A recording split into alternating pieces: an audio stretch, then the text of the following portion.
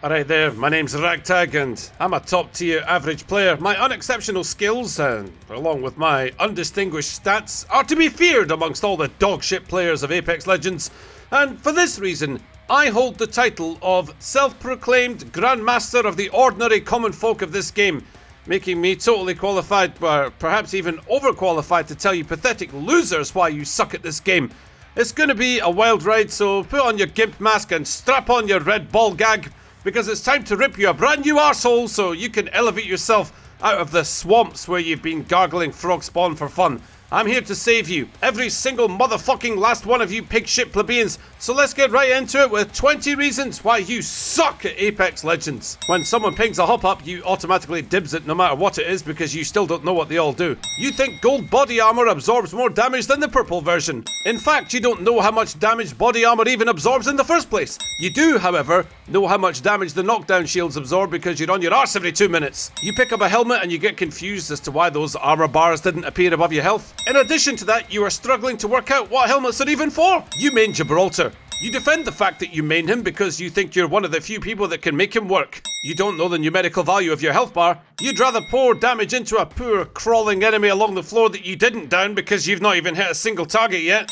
Headshots is an abstract concept to you. You have less kills than you do levels. You panic once your teammates are down, not because you worry about being able to carry, but you worry about what they're gonna see through your eyes. Landing somewhere away from other people makes you feel strategically superior, warm, fuzzy, cozy and safe. You prefer the swamps and water treatment, unless they're hot zones. You'd rather risk dying by rezzing your teammate than have to finish a teamfight by yourself. You don't know what half the Legends passive abilities even do. You listen to people like me. You would rather look for a syringe kit while you're low as fuck rather than request one from your team. When you actually do heal, you often interrupt it by trying to sprint. Thirsting an enemy makes you feel useful. Now on that last one, when it comes to a teamfight, there is nothing wrong with thirsting a downed opponent, unless of course your motives for doing so are purely on the basis that you know you're going to lose this game. You know the scoreboard at the end will reveal what your teammates have already come to find out, which is you're a bag of filthy steaming hot shite, and the Gibraltar was a bad idea, Caustic was a bad idea, you did nothing, but you badly want that kill tracker to reflect your unrealized potential. The validation that you badly need is around the corner, and even though winning the team fight can be all down to whether or not you save your pals from the enemy who hasn't yet seen you because he's just around the corner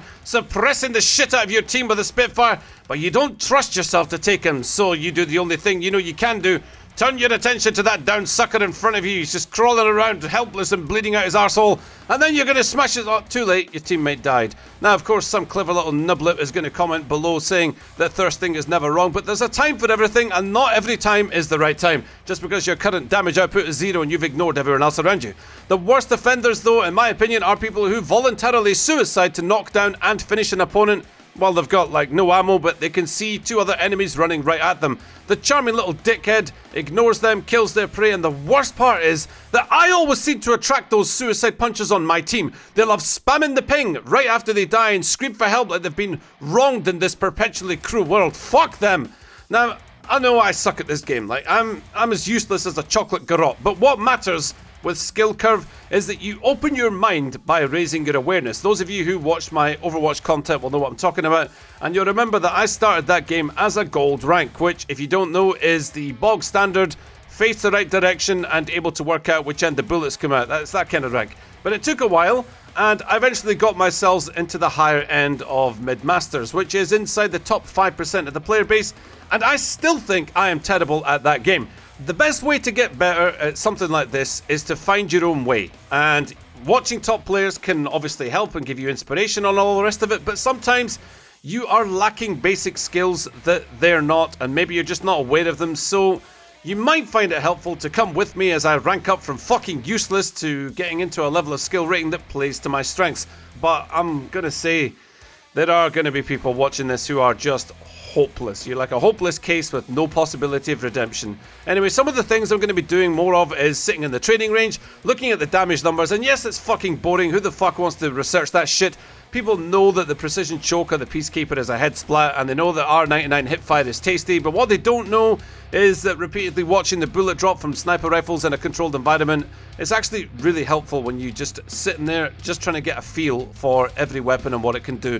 Other things I'm going to be doing is repeatedly landing into zones that I'm less familiar with so that I can just get more of a clue where the loot is going to be, and cultivate muscle memory. So, like landing in the airbase 10 times in a row, 20 times in a row with a pre-made, it's just going to make things more automatic. You know, where the spawns are isn't going to change, even though the loot does.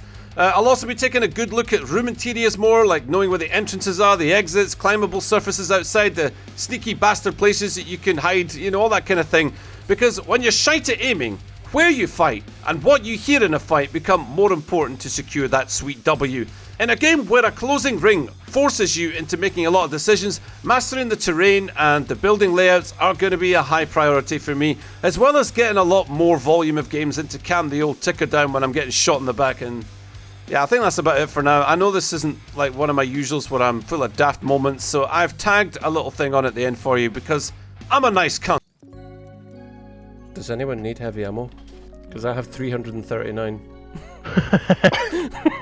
Yeah, I'll use some heavy ammo. Yeah, man. Here. For a longbow. Here's 160. I mean, I have 100 for a hemlock, but you know, if you want to drop me some. I can't believe somebody actually uses the fucking longbow. That's actually the more surprising thing. Yeah, man. It's alright. Triple takes are right as well.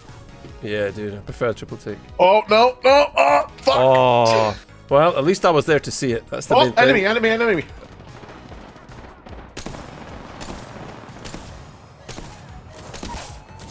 One up on the roof. Oh, fuck. I'm gonna die.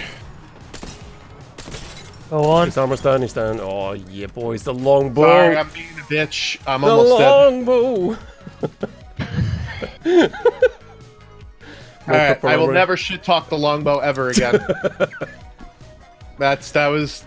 It's Never right. again. I tell you what, I might need some of that heavy ammo back. I used a fucking shitload.